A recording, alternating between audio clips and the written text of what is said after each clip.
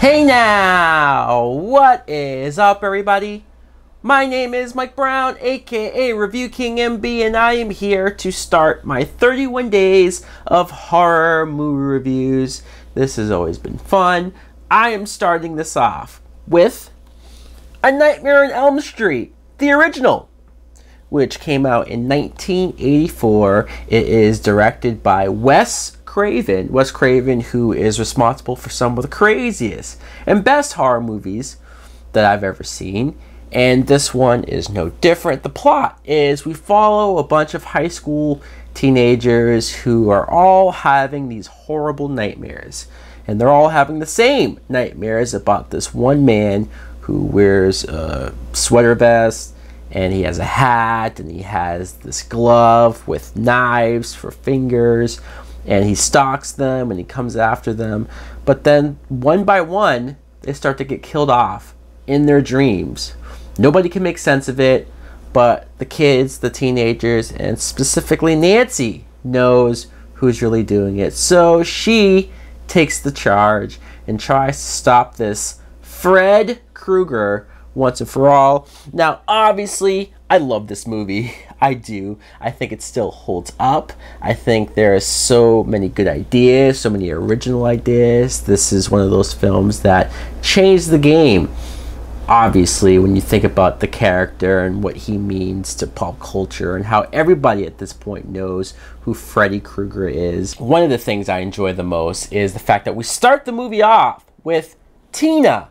Tina is played by Amanda Wise, and you see her. The first person you see is her in her dream, running away from Freddy Krueger in this boiler room, and she wakes up and she has these claw marks on her like nightgown in real life. So you instantly figure out that something weird is going on. But I love that we follow Tina first because it makes us think, it makes you assume that Tina is the main character.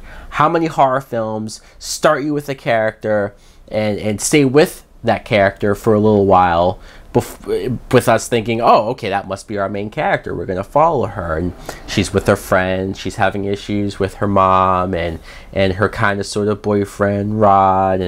And she's a good enough actress to where there's no reason not to believe she's the main character. And then she gets killed off so viciously, so violently.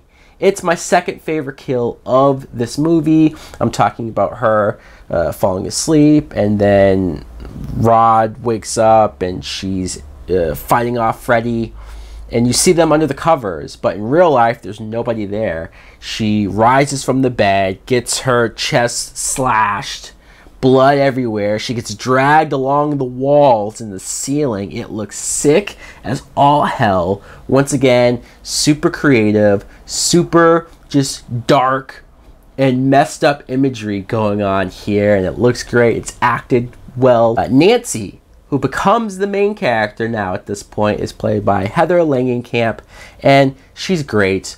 She is. I love the fact that even today she embraces the fact that she was Nancy, and this is what she'll be best known for, and she loves it. And she should. I think she plays off at the beginning, this very innocent, shy type girl, but when Tina dies, when stuff starts to happen, when her mother's acting like a drunk and crazy, when her father won't really believe her, she loses it. Between staying awake, she stays awake so long, drinking coffee, taking stay awake pills, and she sneaks even a coffee machine underneath her bed. There's even a point where she starts to get gray in her hair, and I love that. And she starts to look unhinged as well. I love the moments where she's falling asleep, like in class, and she has that freaky moment of following Tina in the body bag, and then the hall pass girl, and when she burns herself in the boiler room, wakes herself up, and the burn mark is on her arm. I love those ideas, the fact that in the dream world, it happens in the real world. It affects you in the real world. There's a moment where she undergoes sleep study and pulls out Fred Krueger's hat from her dream, and it's so freaky. You can't make sense of it if you're not Nancy.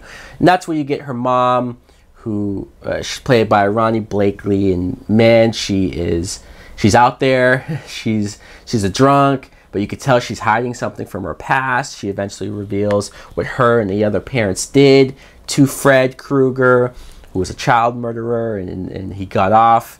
So they took the fight to him. They burnt him alive. And now he's back for revenge. But I love that. I love that it's the sins of the parents that are coming to haunt people like Nancy and her friends. And also, Nancy's father is played by John Saxon, who is estranged from the mother, but he's still involved with Nancy. He wants to be there for her. He's the cop, so he's trying to figure out what's going on as well. He comes off as sincere and honest. Glenn is Nancy's boyfriend, and this is introducing Johnny Depp. Johnny Depp's very first movie. It's so kind of funny to see him this young. He's like 18 years old, but he was a good actor. He could tell he had that charm to him. He's likable. He tells some jokes, and there's a moment where even Nancy wants him to watch over her so that she could go in her dream and find Freddy, but he's supposed to watch her to make sure nothing happens. But of course he falls asleep, and that's just great. She gets so mad at him. And Johnny Depp, I always say this whenever somebody asks me, what's your favorite horror death in a movie? What's your favorite just freak out scene? It's from the original Nightmare on Elm Street. It's Johnny Depp falling asleep in his bed, being sucked into his bed by Freddy, and then the pool of blood that shoots up from the bed to the roof, and then his mother walks in and sees it, is horrified. It's such a great scene. It's such a great imagery, and the way how they pulled this scene off is so insane to me. But that's why I love that this is pre-CGI. This is pre like, oh, we can do it after the fact. No, this is bare bones, realistic as hell. The score is very 80s, almost techno sounding. I love the song that plays every time Freddy shows up or chases Nancy. I love the end of the movie where Nancy goes from that innocent girl that I was talking about and is a strong survivalist. She gets that book and she figures out how to Home Alone her house before Home Alone happened, but she booby traps it, and she has all these devices and traps to trap Freddy when she brings him out, and that confrontation is great as well. She knows she's willing to either die or take the fight to this person. And the very end where she realizes that, no, you're shit. I'm not going to give you the power that we've been feeding to you that's been making you stronger, and he just disappears. I love it. It's such a great ending, logical ending. And then you have the dream scene at the very end where everyone's back, but then they get taken by Freddy, and it's clearly a dream scene, and I know that was added after the fact, and it might be confusing because you don't know. It's like, well, can Freddy not be killed? I thought she just took away his power and then he's back again. I know, but still, they had to do it. Most horror movies have to have that cliffhanger. He could still be out there type of ending, so it's fine. But I love this movie. I love rewatching it each and every time that I do. It's just one of those films that still freak me out, the ideas of it, and it still has those necessary scares. It still has those great imagery. It's one of the best in my opinion. So guys, let me know in the comments below, what do you think of the original Nightmare on Elm Street? Do you like it as much as I do? Do you have fond memories of Freddy Krueger? So very creepy. Just everything about him is creepy. Thanks for watching. Like, comment, subscribe. Later!